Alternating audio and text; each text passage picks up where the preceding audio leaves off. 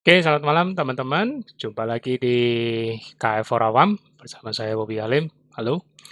Eh, nggak usah berlama-lama. Jadi kita hari ini akan membahas satu topik yang cukup menggelitik, yaitu pentingnya glukosa dalam metabolisme. Ya, masih dalam lanjutan kemarin, materi kemarin tentang kita hidup kuat menahan stres. Bagaimana tubuh kita memobilisasi semua cadangan yang ada dalam tubuh. Nah, salah satu cadangannya di sini adalah glukosa, ya. Makanya saya menekankan pentingnya glukosa dalam metabolisme, ya. Oke, kita langsung mulai, ya. Pentingnya glukosa dalam metabolisme, ya. Seperti teman-teman tahu, glukosa itu sangat penting dalam metabolisme. Tapi kita mesti tahu dulu nih, pemahaman terbesar saat ini di rata-rata orang seperti apa, ya. Satu, yang paling terbesar adalah glukosa sebagai energi atau dalam bahasa umum yang mungkin teman-teman sudah tahu, energi itu adalah ATP, ya. Jadi ini molekulnya glukosa seperti ini, ya, teman-teman bisa lihat. Kemudian menjadi ATP, energi, itu seperti ini, ya, rangkaian senyawa molekulnya. Nah, nama prosesnya itu dinamakan dengan glikolisis, ya. Jadi proses perubahan dari glukosa menjadi ATP energinya itu namanya glikolisis, ya. Jadi teman-teman kalau lihat rantai senyawa molekulnya ini, bagi orang-orang yang tahu biomolekuler, teman-teman bisa lihat itu ada rumus molekulnya glukosa adalah C6, C6H12O6, ya. Kemudian menjadi ATP seperti itu gambarnya, ya. Oke, dihafal apa diterima dulu, nggak usah dihafalin, nanti video ini bisa diulang. Nah, glikolisis itu terjadi di mana? Perubahan dari glukosa menjadi energi itu di mana? Saya berangkat dari pemahaman terbesar ini dulu supaya teman-teman nanti bisa mengikuti, ya. Kenapa ini bisa dinamakan sebagai jadi pemahaman terbesar glukosa itu sebagai energi, ya. Jadi kalau di dalam sel, glikolisis glukosa menjadi energi itu, glikolisis terjadinya di dalam sitoplasma, ya. Jadi dimulai dari pertama seperti teman-teman bisa lihat di sini, ya. Glukosa, ya, ada di dalam sini nih, di atas sini, ya. Glukosa C6, kemudian nanti dia lanjut sampai ke bawah menjadi pirufat, ya. Pirufat, teman-teman bisa ikutin, ya, tanda yang saya lakukan ini supaya teman-teman bisa lihat. Jadi dari glukosa menjadi pirufat, ya, sampai hasilnya menjadi pirufat dengan reaksi seperti itu, teman-teman bisa lihat netnya adalah menjadi 2 ATP. Ya, jadi dari glukosa menjadi energi ATP di sini, glukosa menjadi pirufat, itu sudah menghasilkan energi sebanyak 2 ATP. Ya, ini teman-teman mesti ingat. Jadi glikolisis di sitoplasma. Tapi apakah cuma selesai sampai di sini? Tidak. Ya, buat teman-teman yang pernah belajar metabolisme, kita tahu glukosa tidak hanya berhenti sampai di pirufat dan hanya menghasilkan 2 ATP, tapi jauh lebih dari situ. Seperti apa? Nah, ini teman-teman bisa lihat. Ya, dari pirufat nanti masuk menuju ke dalam mitokondria, seperti yang tadi di video-videoku sebelumnya. Mitokondria itu apa? Generator energinya sel, ya. Terdapatnya di dalam inti sel, kalau di sitoplasma masih di luar inti sel, di cairan selnya. Tapi kalau mitokondria itu sudah di dalam inti sel, ya. Jadi dari pirufat nanti masuk ke dalam mitokondria. Nah, di dalam mitokondria inilah nanti ada 2 blok, yaitu Krebs cycle dan juga elektron transport chain. Nanti aku akan singgung sedikit tapi tanpa teknikal, ya. Tapi justru aku yang mau tekankan justru di dalam mitokondria inilah atau di genset atau generator energi sel inilah baru terjadi ATP yang terbesar, yaitu sebanyak 32.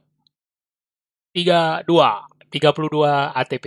Nah, bayangin kan, di sitoplasma ya hanya dapat menghasilkan 2 ATP, ya kan.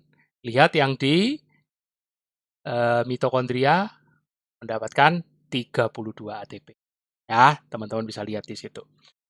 Oke, ini pemahaman terbesar kita saat ini. Ya, jadi glukosa sampai menuju ini total 32 tambah 2 ATP berarti 34 ya.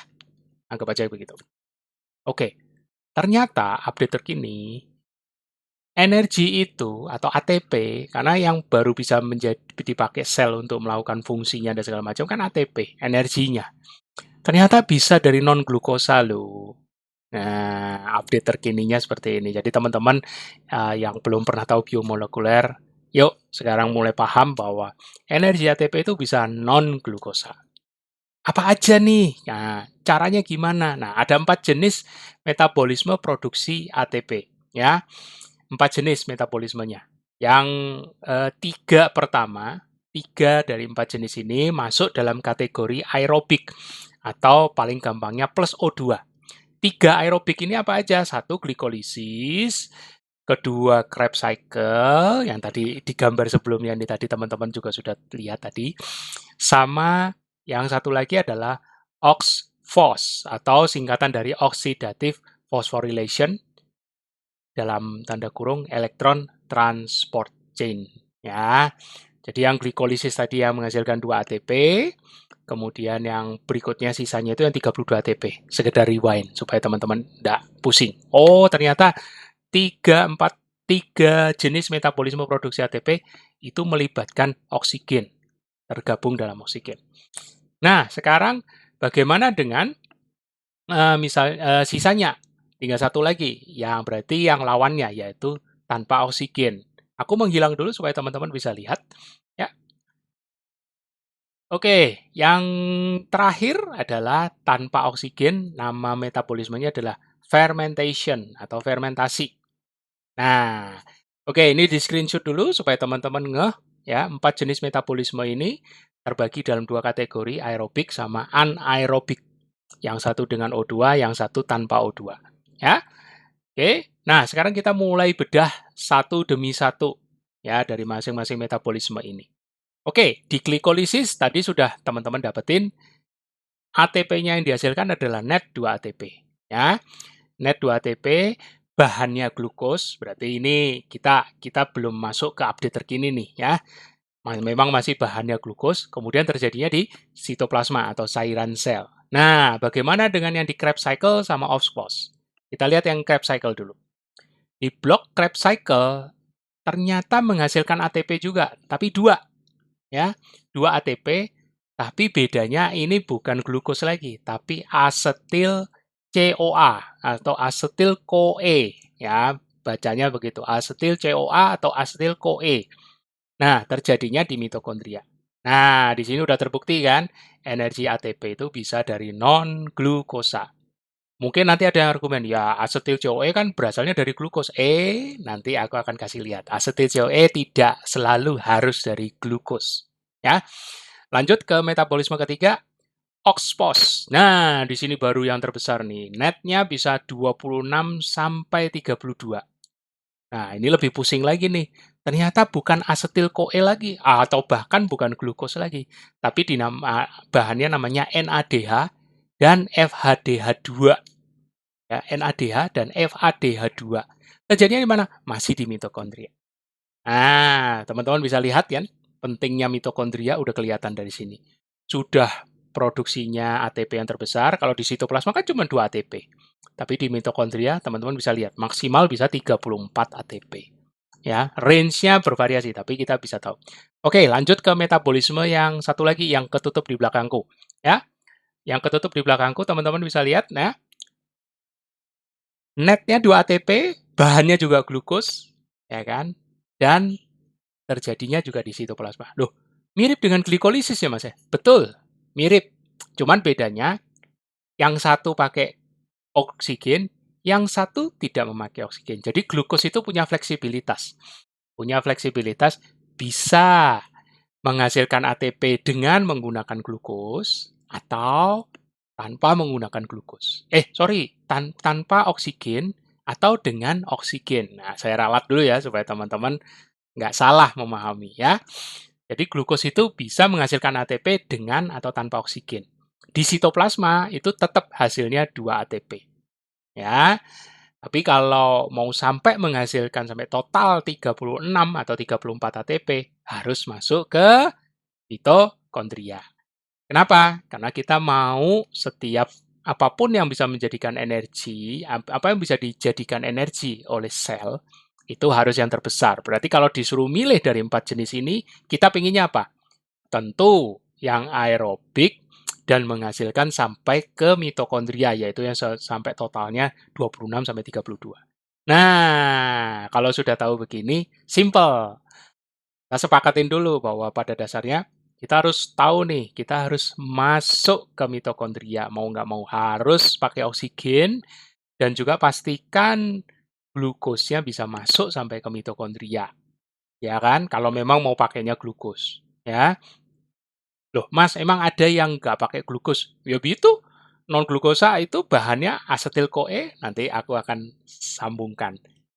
Asetil-CoA itu emang bisa dari selain glukos ya? Bisa, ya. Tapi sebelum itu ke sana, kita lihat dulu. Tadi yang aku mau ambil gambar yang sebelumnya tadi. Nah, ini tadi, ya. Jadi dari glukos yang pertama, ya, dari glukos di atas ini tadi, ini, ya. Kemudian turun ke bawah, aku geser sedikit. Nah, sampai ke pirufat di sini, ya. Kemudian masuk ke dalam mitokondria. Nah, ini masuk ke dalam mitokondria.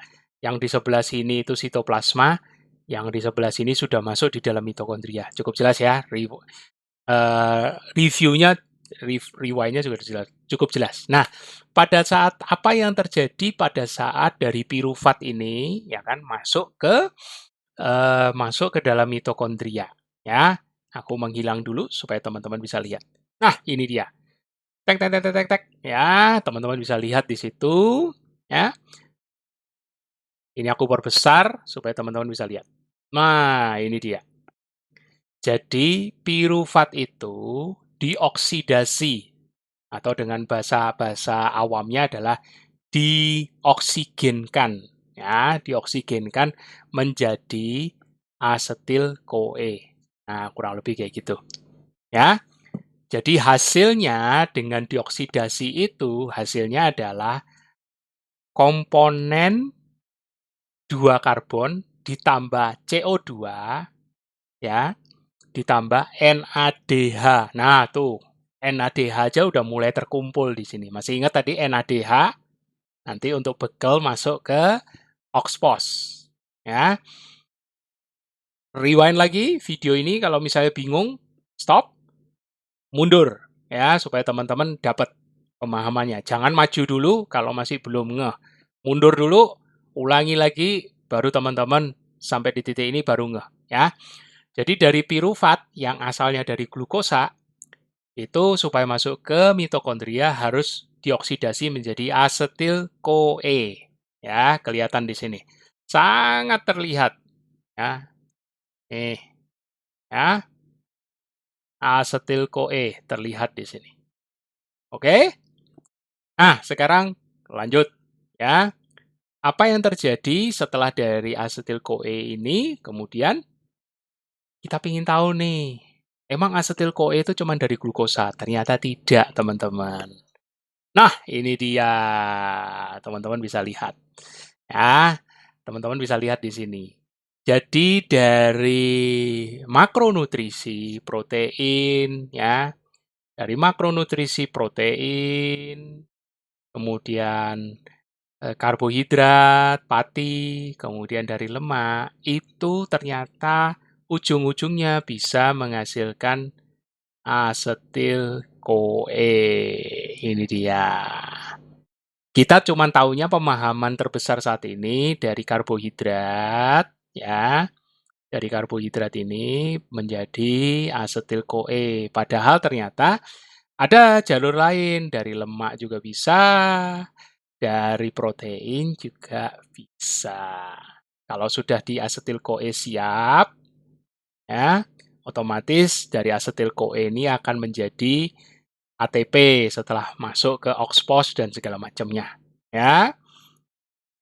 Inilah yang terjadi di stage 3, ya, metabolisme asetil-CoA menjadi CO2 dan pembentukan ATP.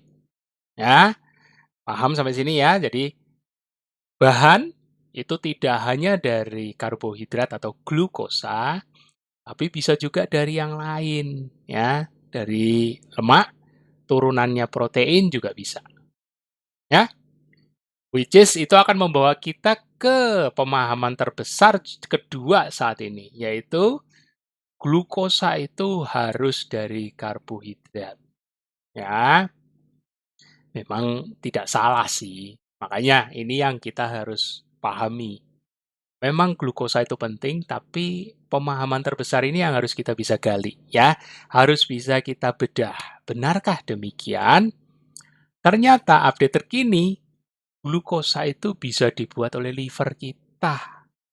Ah, benarkah, Mas? Betul, glukosa itu bisa dibuat oleh liver kita. Ya, liver kita dengan bantuan dari hipotalamus, ya kan, dengan bantuan koordinasi dari organ hipotalamus dan pituitary gland, itu bisa memerintahkan liver untuk mensintesis glukosa. Ya, dengan proses yang dinamakan gluconeogenesis. Gluko dari kata glukos, neo itu baru, genesis pembuatan. Jadi pembuatan molekul glukosa baru. Bikin baru, ya, bikin baru. Nah, kalau bisa dibuat sama liver, bahannya apa? Ya kan? Nah, ini dia. Substrat bahan produksi glukosa di liver, ya. Satu, glucogenic amino acid. Nah, ini ada beberapa macam, cuman aku sebutin dua aja dulu, alanin dan leusin. Kemudian yang kedua, ada gliserol berasal dari fatty acid. Ketiga, laktat dari siklus Cori cycle, ya. Dan yang keempat, ya, dari proses pertengahan intermediate-nya Krebs cycle. Proses di tengah-tengah Krebs cycle. Jadi ada pirufat, itu nanti bisa dirubah lagi menjadi pirufat yang tadi udah dihasilkan dari glikolisis, ternyata bisa dibalikkan lagi menjadi glukosa. Hah, kok bisa, Mas? Betul. Itulah pentingnya memahami jalur gluconeogenesis supaya teman-teman nggak bingung. Ya, jadi jangan dipikir reaksi itu cuma satu arah, bisa dua arah. Ya, asetil CoA pun bisa nanti dibalikin menjadi glukosa kembali.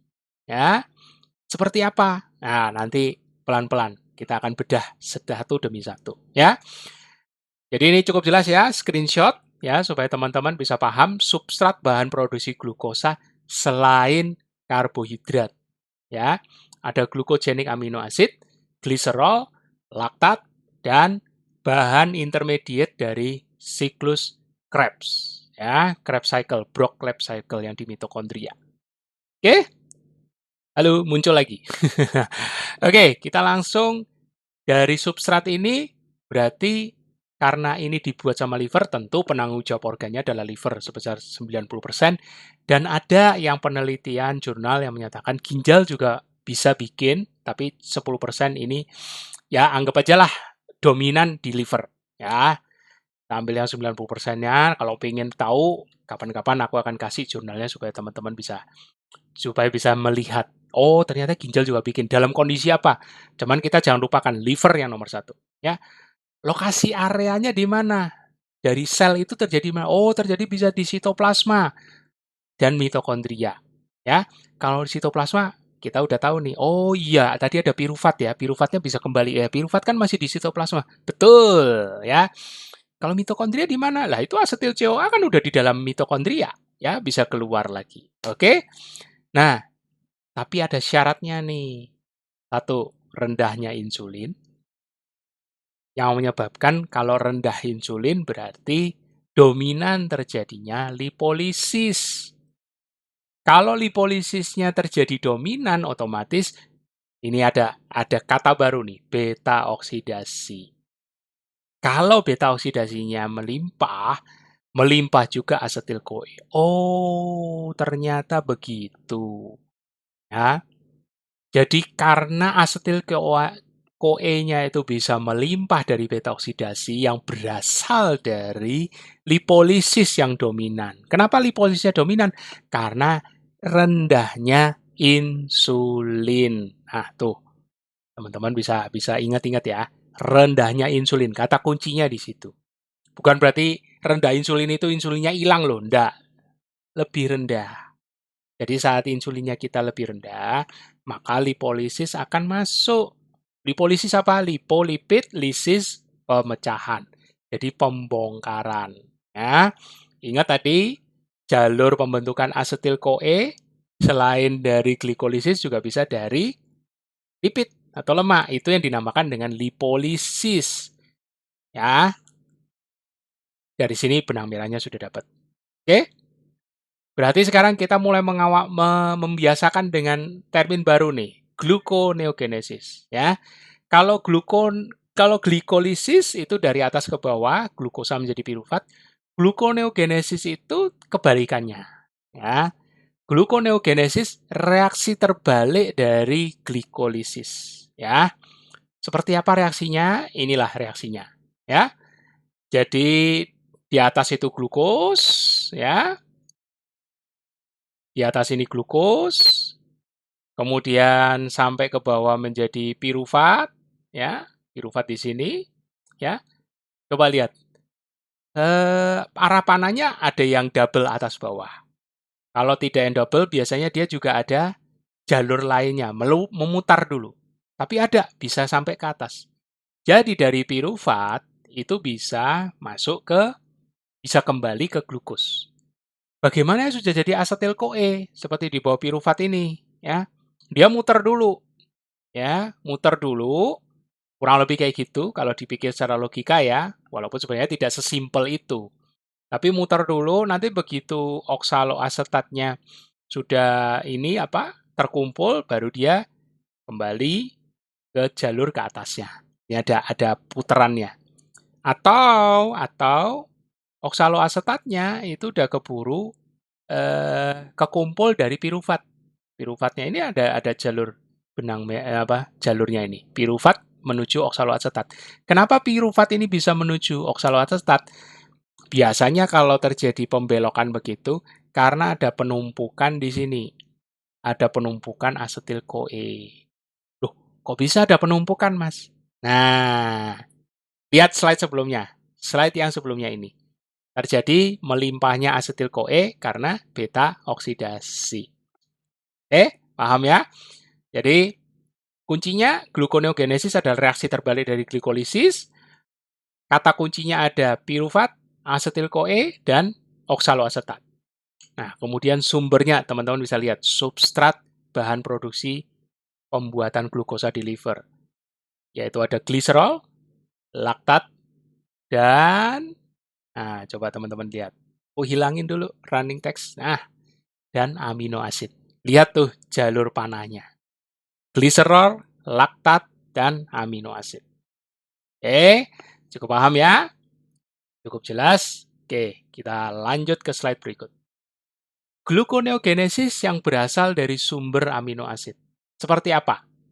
Ini diagramnya. Jangan dipusingin dulu, screenshot aja. Aku nggak akan jelasin saat ini ya. Tapi bisa dilihat kata kuncinya seperti tadi. Pirufat, ya, asetil-CoA, oksaloasetat. Lihat tuh tanda panahnya, teman-teman bisa lihat. Kemudian, tadi aku sempat kasih tahu di slide sebelumnya, sumbernya adalah glukogenik amino acid. Itu warnanya yang merah. Nah, tadi aku sebutin ada alanin sama leusin, ya. Nah, teman-teman bisa lihat tuh, ya. Yang warna merah itu apa aja? Ada alanin, ada glisin, ada treonin, ya kan, cysteine, serin, segala macam. Ada aspargin, ada aspartat, ya. Itu bisa masuk tuh jalurnya. Ada glutamat. Nah, ya kan. Itu bisa tuh jalurnya. Teman-teman bisa lihat tuh. Ya, screenshot. Jangan ketinggalan, ya. Pastikan, ternyata kalau sudah masuk di oksaloasetat atau sudah masuk di asetil-CoA atau masuk di pirufat, nah itu bisa nanti naik ke atas. Naik ke atas ke glukos. Oke? Cukup jelas? Screenshot ya, jangan lupa. Oke, lanjut. Gluconeogenesis yang sumbernya dari gliserol. Nah, tadi udah di slide sebelumnya, teman-teman mesti back ke situ supaya teman-teman tahu. Ini tadi aku ngomongin sumber dari asam amino. Kalau dari gliserol seperti apa? Nah, seperti ini. Ya, pathway-nya seperti ini. Jadi dari gliserol masuk nanti ke gliserol 3-fosfat, ke dihidroksiaseton fosfat dan segala macam naik.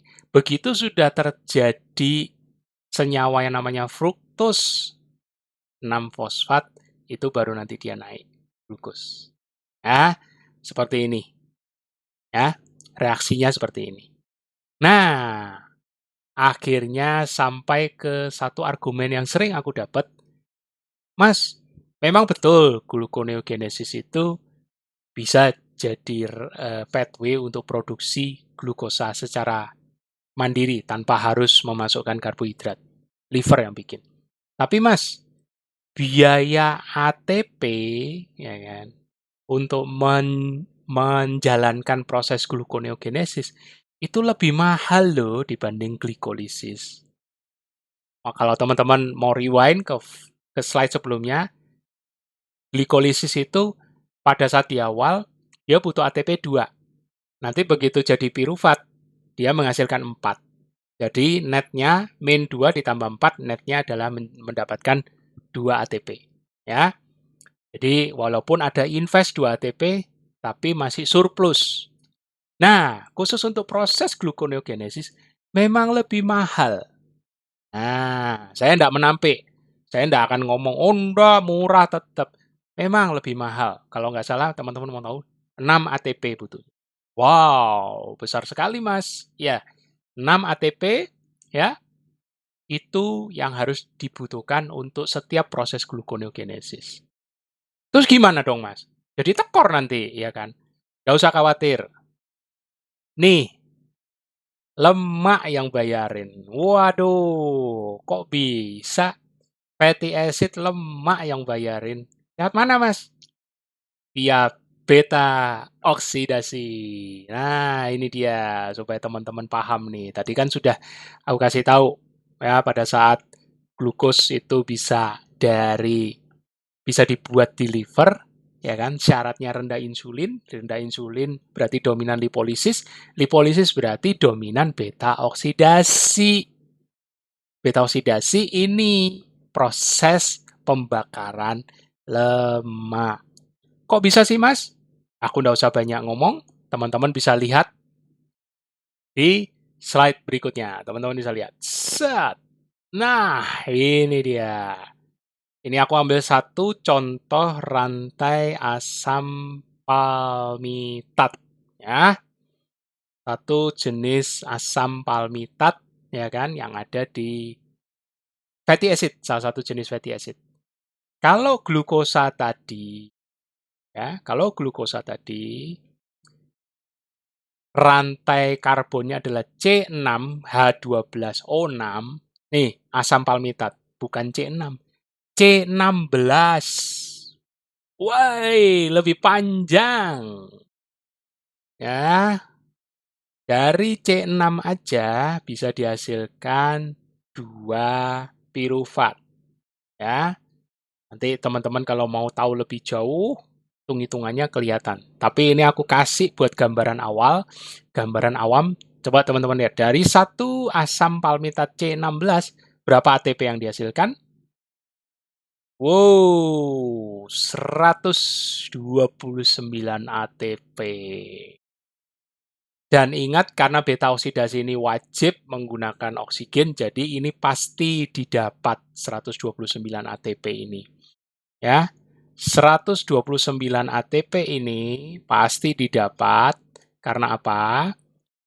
Karena ini harus menggunakan oksigen dan terjadinya di mitokondria. Ya, paham? Itu kuncinya. Nggak usah khawatir, biaya ATP mahal, masih fatty acid yang bayarin, dan jauh berlipat-lipat dibandingkan dengan glukosa. Glukosa yang sampai dibakar ke oksigen pun sampai oxidative phosphorylation hanya maksimal 36. Rata-rata sih biasanya 32. Bandingkan dengan satu rantai karbon asam palmitat, satu jenis yang memiliki rantai karbon C16 menghasilkan 129 ATP. 3 sampai 4 kali lipat. Ya, 3 kali lipat lah minimal udah. Saya nggak mau sampai 4, kalau 4 over. 3 kali lipat. Surplus, bayarin 6 ATP, kasih. Ya, sehingga membuat kita sampai pada kesimpulan seperti ini. Ya, kita sampai di kesimpulan sekarang, yaitu glukosa itu sangat penting di metabolisme. Saking pentingnya sampai-sampai disiapkan pabrik glukosa di dalam tubuh kita. Apa tadi? Liver. Betul. Liver. Ya. Pabrik glukosa kita di dalam tubuh adalah liver. Nomor 1. 90% dia penanggung jawabnya. Tapi karena pentingnya glukosa ini sampai sudah disiapkan pabrik glukosa dalam tubuh, sehingga glukosa itu nggak harus disuplai dalam bentuk karbohidrat. Makanya, there are no such thing as an essential carbohydrate, but there are essential amino acid and essential fatty acid. There is no such thing as an essential carbohydrate. Ini pernyataan seorang medical doctor ya yang bernama Richard Bernstein ya. Beliau masih ada dan beliau salah satu yang giat mengkampanyekan rendah karbohidrat, pola hidup rendah karbohidrat. Ya. Oke, sampai di sini teman-teman ya. Kita akan jumpa lagi di video berikutnya tentang topik yang lebih menarik, lebih awam ya tentunya. Jadi teman-teman supaya bisa lebih dapat pemahamannya ya, pemahaman secara awam. Teman-teman walaupun tidak punya latar belakang biomolekuler, pendidikan metabolisme, pendidikan dokter, tapi moga-moga lewat kanal ini teman-teman bisa mendapatkan pengetahuan yang tidak kalah dengan dokter-dokter ataupun mereka-mereka yang sudah mengenyam pendidikan lebih dulu di perguruan tinggi. Oke, akhir kata, terima kasih, sampai jumpa, dan selamat malam. Bye-bye.